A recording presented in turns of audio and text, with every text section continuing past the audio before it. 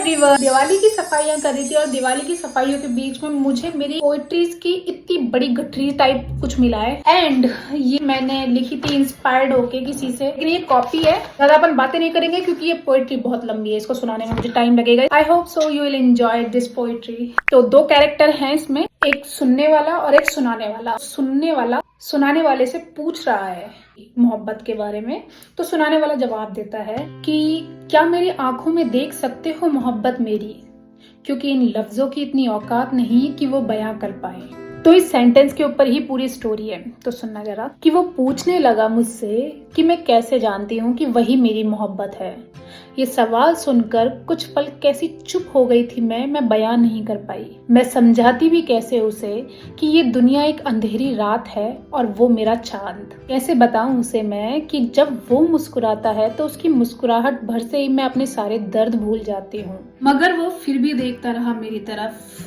शायद उसकी बेताब आंखें अभी भी जवाब की तलाश में थी और मैं इस कश्मकश में कि क्या मैं अपने इश्क को लफ्जों में बयां कर पाऊंगी भी या नहीं। बता पाऊंगी उसे कि उसके साथ मेरी हर खुशी है और उसके बिना तो मैं कुछ भी नहीं। वही है शायद जिसे मेरी आंखें हर तरफ ढूंढती हैं और उसके ना मिलने पर जैसे किसी वीराना की तरह बस तड़पती हैं उसके दीदार को। क्या कह पाऊंगी उसे कि मेरे हर दिन की सुबह है वो और मेरी अंधेरी रातों में जुगनू जैसी उम्मीद है वो। लेकिन फिर उसके चेहरे पर मेरी खामोशी का दर्द देखा मैंने और अपने ही इमेजिनेशन पे सोचा मैंने कि और फिर उसके चेहरे को अपने हाथों में लेकर एक सवाल पूछना चाहा था मैंने कि क्या मेरी आंखों में देख सकते हो मेरी मोहब्बत, क्योंकि इन लफ्जों की औकात नहीं कि उसे वो बयां कर पाए।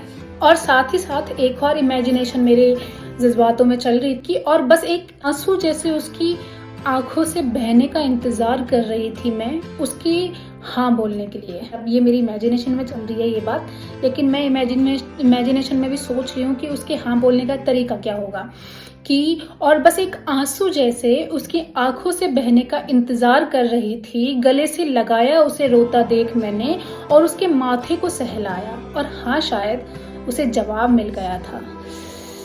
ये जो लास्ट लाइन है ये मैंने खुद ने लिखी थी, लेकिन इस लास्ट लाइन का कोई और रीजन था क्योंकि ये पूरी की पूरी स्टोरी से मैच कर रही थी। ऑब्वियस सी बात है। लास्ट लाइन ये थी कि सवालों के जवाब नहीं होते हैं तो बस एहसास, और एहसासों को समझा जाता है, महसूस किया जाता है, उन पर सवाल नहीं किए जाते।